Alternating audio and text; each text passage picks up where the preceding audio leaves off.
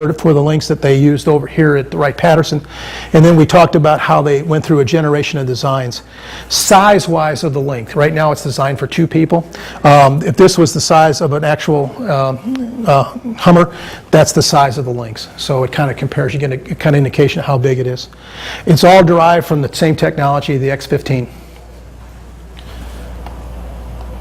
And I tell the kids every day, we were up probably around 4 in the morning, and every day I would get up and exercise and make sure I really want to stay in great shape for it. In fact, it's probably one of the things that changed my life. I realized if I'm really going to do this in life, hey, you better be in pretty good shape. So I got in really good shape while we were out there, and I've just stayed that way for the last couple of years. And you get to see why what we did this summer, why you need to be in good shape.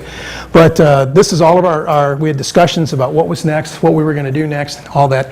And one of the things I began to learn was we got to be able to bring this stuff back. And why is it important? Anybody watch the?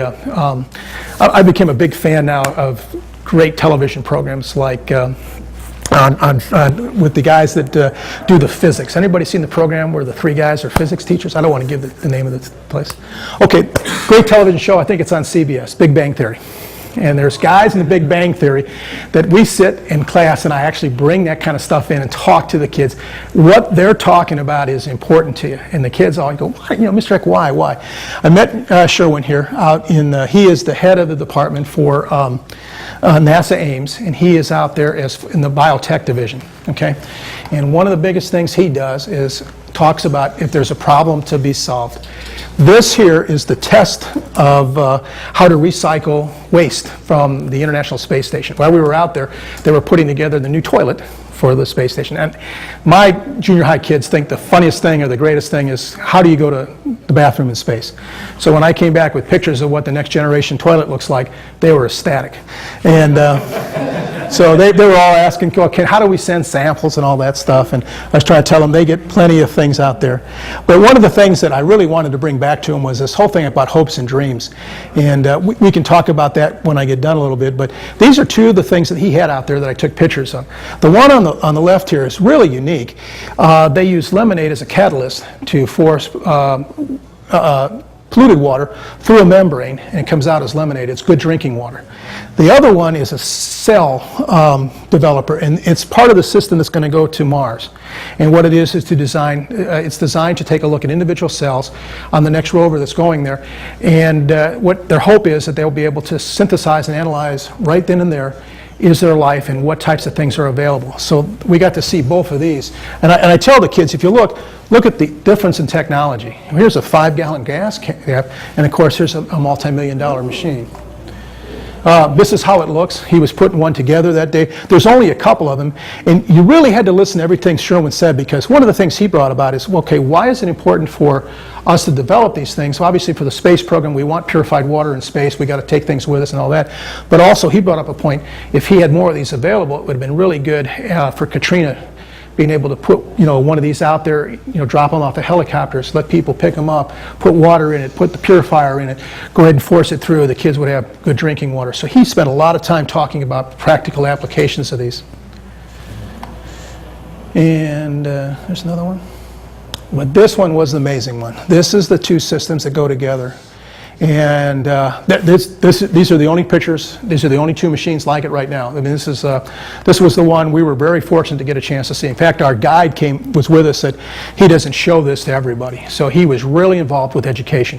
He wanted people to see and people to talk about what's coming down the road. So the plan is to put this is the synthesizer, and there's some other things in there.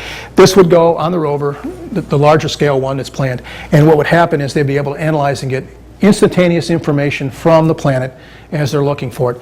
But as we're walking out of the room, he goes, the one thing I need to talk about too, though, is how does NASA stuff benefit regular people? Because I think a lot of times we see great discoveries out there, and then we forget that, like cell phones and everything else we have in life comes from the space program. And one of the things he thought that they were going to be able to do with this, and he was getting ready to test before he left, was on cancer cells.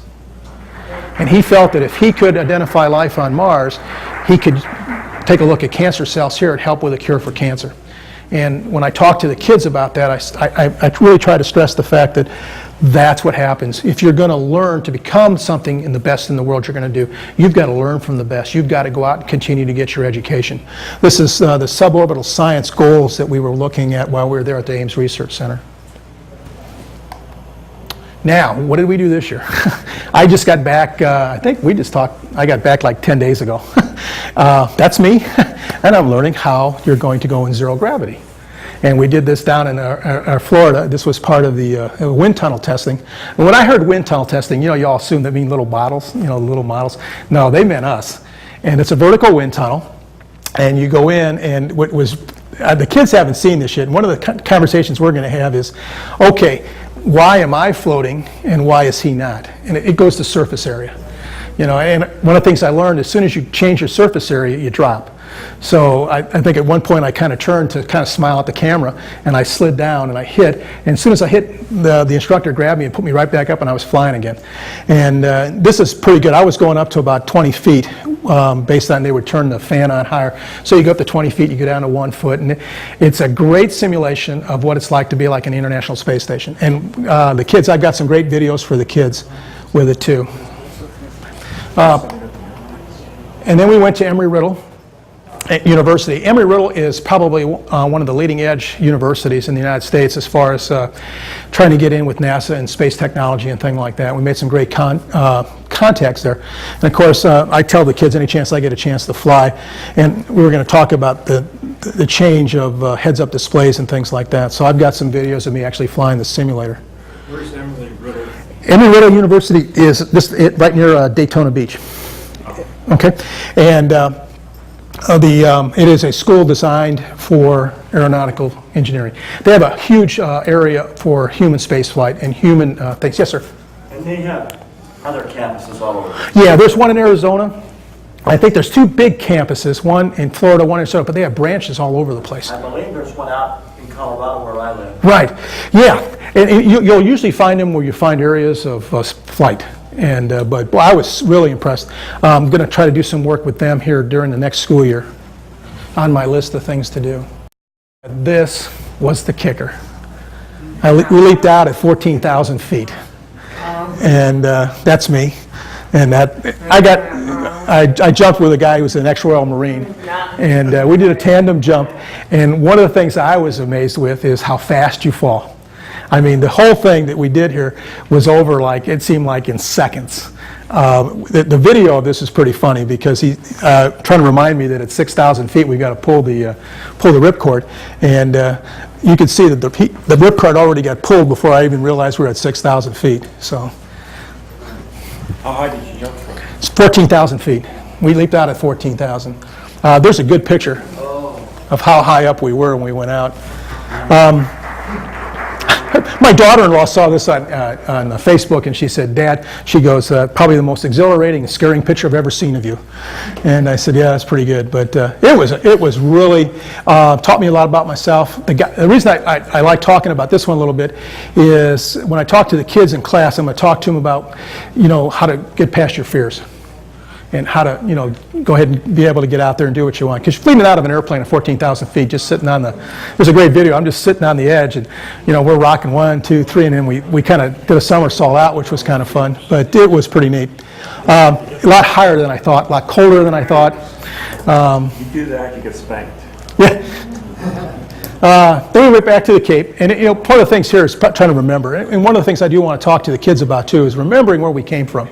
The gentleman that talked before us talked about kids not knowing when certain things happen. I mean, it is amazing. Some of my students, you're looking at kids that were born in the 80s now, but most of my students are all 1990s type kids. And when you go back and talk about Sputnik and you go back and talk about that stuff, there is a gap there of what they understand about the space program. We're lucky in Cincinnati, we're lucky in our area. We have, John Glenn, we have Neil Armstrong, we have people that the kids actually understand who they are and their importance in life. but they don't understand the whole part about the whole program. What was Mercury? What was Apollo?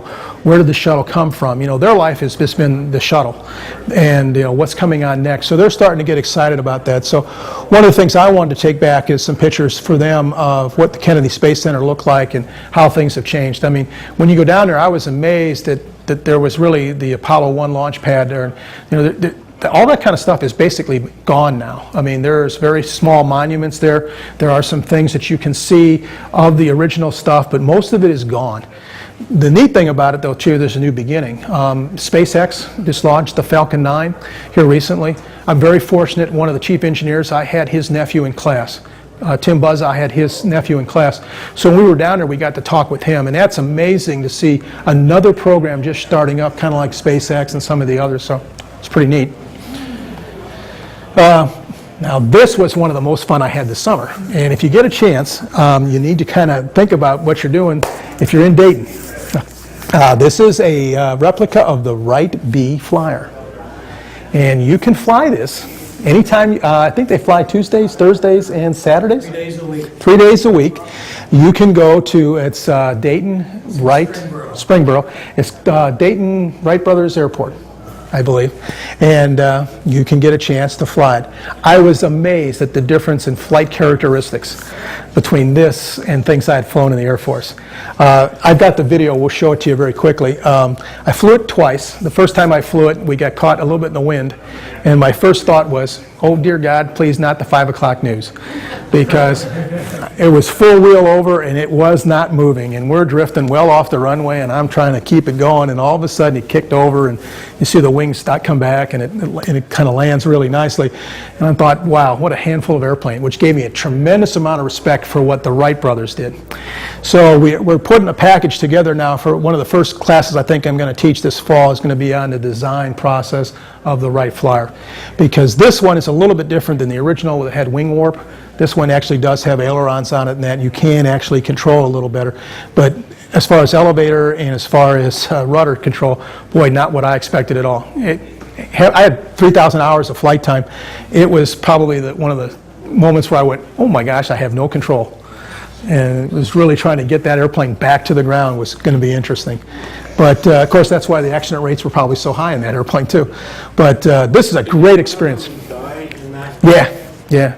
Some couple military guys. There's early on. This is the version that was I think 1911, and it was the first commercial. One of the reasons I wanted to fly it was one of the very first commercial actual applications of flight. And this is the one that they sold the Army back in 1911. This is the one that went down, that they originally flew in. And they had there was some loss of life with that in the Air Force. My big goal was I wanted to fly the very first commercial flight before I flew the Lynx, which was a state-of-the-art commercial.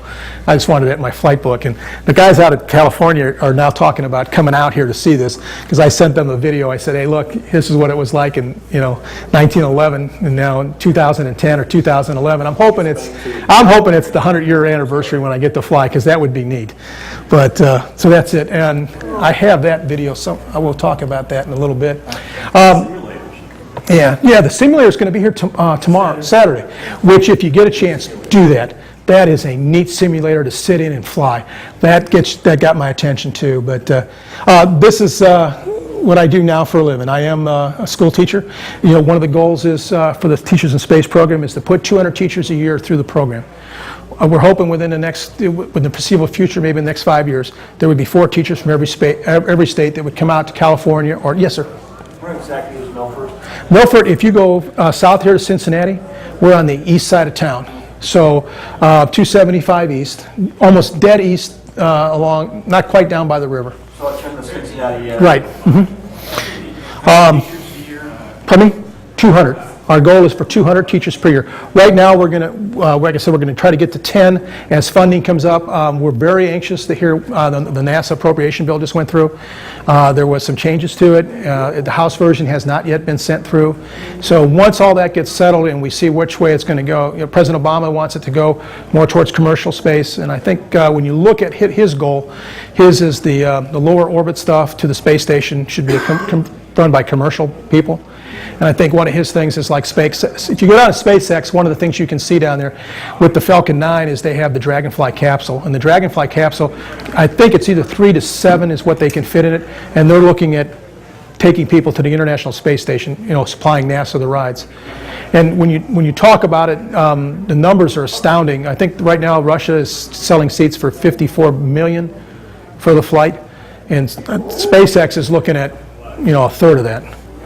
So, but they're, it's kind of like they got to get that niche going. But that's where they're headed. People like X-Corp, people like Virgin Galactic, Armadillo, and a few others are looking at the commercial side of it.